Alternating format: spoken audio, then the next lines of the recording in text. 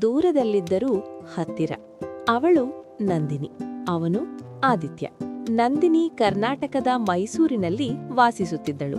ಶಾಂತ ಸ್ವಭಾವ, ಕನಸುಗಾರ್ತಿ, ತನ್ನ ಕುಟುಂಬದ ಹೆಮ್ಮೆ. ಆದಿತ್ಯ ಮಹಾರಾಷ್ಟ್ರದ ಪುಣೆಯಲ್ಲಿ ಕೆಲಸ ಮಾಡುತ್ತಿದ್ದ ಸಾಫ್ಟ್ವೇರ್ ಇಂಜಿನಿಯರ್. ಜವಾಬ್ದಾರಿ, ಸ್ವಲ್ಪ ಮೌನ ಸ್ವಭಾವ, ಆದರೆ ಹೃದಯ ತುಂಬ ಪ್ರೀತಿ.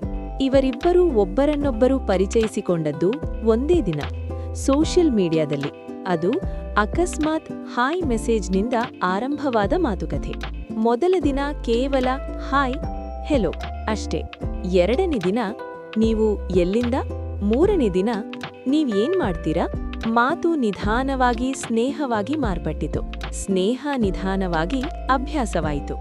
ನಂದಿನಿಗೆ ಪ್ರತಿದಿನ ರಾತ್ರಿ ಆದಿತ್ಯನ ಮೆಸೇಜ್ ಬಾರದಿದ್ದರೆ ನಿದ್ದೆ ಬರುವುದಿಲ್ಲ.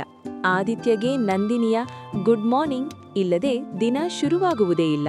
ಒಂದು ದಿನ ಆದಿತ್ಯ ಕೇಳಿದ, ನಂದಿನಿ, ನಿನ್ನ ಜೊತೆ ಮಾತನಾಡೋದು ನಂಗೆ ತುಂಬಾ ಇಷ್ಟ ಆಗ್ತಿದೆ. ಯಾಕೋ ಗೊತ್ತಿಲ್ಲ, ಆದ್ರೆ ನೀನು ವಿಶೇಷ ಅನ್ನಿಸ್ತೀಯ. ನಂದಿನಿ ಹೃದಯ ಜೋರಾಗಿ ತಡತಡಿಸಿತು. ಅವಳು ಮೊದಲ ಬಾರಿಗೆ ಆ ಮಾತನ್ನು ಓದಿ ನಾಚಿಕೊಂಡಳು. ನನಗೂ ಹಾಗೆ ಅನಿಸ್ತಿದೆ ಎಂದು ನಿಧಾನವಾಗಿ ಟೈಪ್ ಮಾಡಿ ಕಳುಹಿಸಿದಳು. ಅದು ಅವರ ಪ್ರೀತಿಯ ಆರಂಭ. ಆದರೆ ಅವರ ನಡುವೆ ಒಂದು ದೊಡ್ಡ ಅಂತರ ಇತ್ತು. ರಾಜ್ಯಗಳ ಅಂತರ. ಕರ್ನಾಟಕ ಮತ್ತು ಮಹಾರಾಷ್ಟ್ರ ಸಾವಿರಾರು ಕಿಲೋಮೀಟರ್ ದೂರ. ಮೊದಲ ತಿಂಗಳು ತುಂಬಾ ಸಂತೋಷವಾಗಿತ್ತು. ಪ್ರತಿದಿನ ವಿಡಿಯೋ ಕಾಲ್, ನಗು, ಹಾಸ್ಯ, ಚಿಕ್ಕ ಚಿಕ್ಕ ಜಗಳ.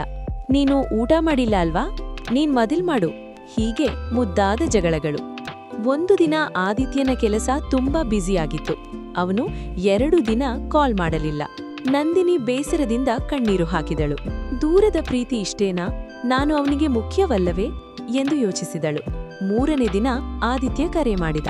ಸಾರಿ ನಂದಿನಿ, ಪ್ರಾಜೆಕ್ಟ್ ಕೆಲಸ ತುಂಬಿತ್ತು, ಆದ್ರೆ ನಿನ್ನನ್ನು ಮಿಸ್ ಮಾಡಿದ್ದೇನೆ. ನಂದಿನಿ ಮೌನವಾಗಿದ್ದಳು. ನೀನ್ ಮಾತಾಡಲ್ಲ ಅಂದ್ರೆ ನಂಗೆ ನೋವಾಗುತ್ತೆ ಎಂದಳು ಕಣ್ಣೀರಿನ ಧ್ವನಿಯಲ್ಲಿ. ಆದಿತ್ಯ ಮೃದುವಾಗಿ ಹೇಳಿದ, ದೂರ ಇದ್ದರೂ ನನ್ನ ಮನಸ್ಸು ನಿನ್ನ ಜೊತೆಯೇ ಇದೆ. ನಾನು ಪ್ರತಿದಿನ ನಿನ್ನನ್ನೇ ಯೋಚಿಸುತ್ತಿದ್ದೇನೆ. ಆ ಮಾತು ನಂದಿನಿಯ ಹೃದಯದಲ್ಲಿ ನಂಬಿಕೆಯನ್ನು ಬೆಳೆಸಿತು. ಸಮಯ ಕಳೆಯುತ್ತಾ ಹೋಯಿತು. 3 ತಿಂಗಳು, 6 ತಿಂಗಳು. ಪ್ರೀತಿ ಗಾಢವಾಯಿತು. ಒಂದು ದಿನ ಆದಿತ್ಯ ಅಚಾನಕ್ ಹೇಳಿದ, ನಂದಿನಿ, ನಾನು ನಿನ್ನನ್ನು ಭೇಟಿ ಮಾಡಲು ಮೈಸೂರಿಗೆ ಬರಬೇಕೆಂದು ಯೋಚಿಸುತ್ತಿದ್ದೇನೆ.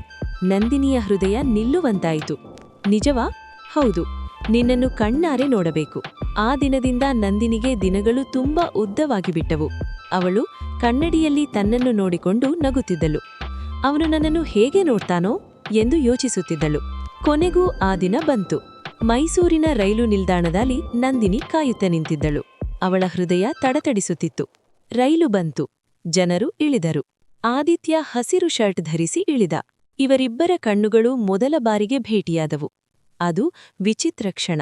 ಸ್ಕ್ರೀನ್ನಲ್ಲಿ ನೋಡಿದ ಮುಖ ಈಗ ಎದುರಿಗೆ. ಸ್ವಲ್ಪ ನಾಚಿಕೆ, ಸ್ವಲ್ಪ ಭಯ, ತುಂಬಾ ಪ್ರೀತಿ. ಆದಿತ್ಯ ನಿಧಾನವಾಗಿ ಹೇಳಿದ, ಹಾಯ್ ನಂದಿನಿ. ನಂದಿನಿ ನಗುತ್ತಾ ಹಾಯ್. ಆ ಕ್ಷಣದಲ್ಲೇ ಇವರಿಬ್ಬರೂ ಅರಿತುಕೊಂಡರು. ಇದು ಕೇವಲ ಆನ್ಲೈನ್ ಪ್ರೀತಿಯಲ್ಲ, ಇದು ನಿಜವಾದ ಭಾವನೆ. ಆ ದಿನ ಮೈಸೂರಿನ ಅರಮನೆ, ಚಾಮುಂಡಿ ಬೆಟ್ಟ, ಸಣ್ಣ ಕಾಫಿ ಅಂಗಡಿ, ಎಲ್ಲೆಡೆ ಅವರ ನಗು ಕೇಳಿಸಿತು. ಆದಿತ್ಯ ಅವಳಿಗೆ ಒಂದು ಚಿಕ್ಕ ಉಡುಗೊರೆ ಕೊಟ್ಟ, ಒಂದು ಕೈಗಡಿಯಾರ. ಪ್ರತಿ ಬಾರಿ ಸಮಯ ನೋಡಿದಾಗ ನನ್ನನ್ನು ನೆನಪಿಸಿಕೊಳ್ಳು ಎಂದನು. ನಂದಿನಿ ಕಣ್ಣೀರು ಹಾಕಿದಳು. ನಾನು ಯಾವಾಗಲೂ ನೆನಪಿಸಿಕೊಳ್ಳುತ್ತೇನೆ. ಆದರೆ ಕಥೆ ಅಷ್ಟರಲ್ಲಿ ಮುಗಿಯಲಿಲ್ಲ. ದೂರ ಮತ್ತೆ ಪ್ರಾರಂಭವಾಯಿತು. ಆದಿತ್ಯ ಮತ್ತೆ ಪುಣೆಗೆ ಹೋದ. ಈ ಬಾರಿ ದೂರ ಇನ್ನೂ ಕಷ್ಟವಾಗಿತ್ತು. ಒಮ್ಮೆ ಭೇಟಿಯಾದ ನಂತರ ದೂರವನ್ನು ಸಹಿಸುವುದು ಇನ್ನೂ ಕಷ್ಟ. ಆದರೆ ಅವರ ನಂಬಿಕೆ ಬಲವಾಗಿತ್ತು. ಪ್ರತಿದಿನ ಮಾತು, ಪ್ರತಿದಿನ ನಗು. ಸಮಸ್ಯೆಗಳು ಬಂದರೂ ಬಿಟ್ಟು ಹೋಗೋಣ ಎಂಬ ಮಾತು ಬಾಯಿಗೆ ಬರಲಿಲ್ಲ. ಒಂದು ದಿನ ಆದಿತ್ಯ ಗಂಭೀರವಾಗಿ ಹೇಳಿದ, ನಂದಿನಿ, ನಾನು ಇನ್ನೂ 2 ವರ್ಷದಲ್ಲಿ ಕೆಲಸ ಬದಲಾಯಿಸಿ ಬೆಂಗಳೂರಿಗೆ ಬರಲು ಯೋಚಿಸುತ್ತಿದ್ದೇನೆ, ನಿನ್ನ ಹತ್ತಿರ ಇರಲು. ನಂದಿನಿ ಆಶ್ಚರ್ಯದಿಂದ ಕೇಳಿದಳು, ನಿಜವಾಗ್ಲೂ? ಹೌದು. ಪ್ರೀತಿ ದೂರದಲ್ಲಿ ಚೆನ್ನಾಗಿದೆ, ಆದ್ರೆ ಜೀವನ ಒಟ್ಟಿಗೆ ಇರಬೇಕೆಂದು ನಾನು ಬಯಸುತ್ತೇನೆ. ನಂದಿನಿಯ ಹೃದಯದಲ್ಲಿ ಸಂತೋಷದ ಕಣ್ಣೀರು ತುಂಬಿತು. ಅವಳು ಹೇಳಿದಳು, ನಾವು ದೂರದಲ್ಲಿದ್ದರೂ ಹೃದಯಗಳು ಹತ್ತಿರವೇ ಇರುತ್ತವೆ. ಆದರೆ ಒಟ್ಟಿಗೆ ಬದುಕುವ ದಿನಕ್ಕಾಗಿ ನಾನು ಕಾಯುತ್ತೇನೆ. ಆ ದಿನ ಇವರಿಬ್ಬರೂ ಒಂದು ಮಾತು ಮಾಡಿದರು. ಎಷ್ಟೇ ದೂರ ಬಂದರೂ ನಂಬಿಕೆಯನ್ನು ಕಳೆದುಕೊಳ್ಳುವುದಿಲ್ಲ. ಕಾಲ ಕಳೆಯುತ್ತಾ ಹೋಯಿತು. ಅವರ ಪ್ರೀತಿ ಪರೀಕ್ಷೆಗಳನ್ನು ಎದುರಿಸಿತು. ಬೇಸರ, ಜಗಳ, ಮೌನ, ಕಣ್ಣೀರು. ಆದರೆ ಎಲ್ಲಕ್ಕಿಂತ ದೊಡ್ಡದು ಅವರ ಪ್ರೀತಿ. ದೂರವು ಅವರಿಗೆ ಒಂದೇ ಪಾಠ ಕಲಿಸಿತು.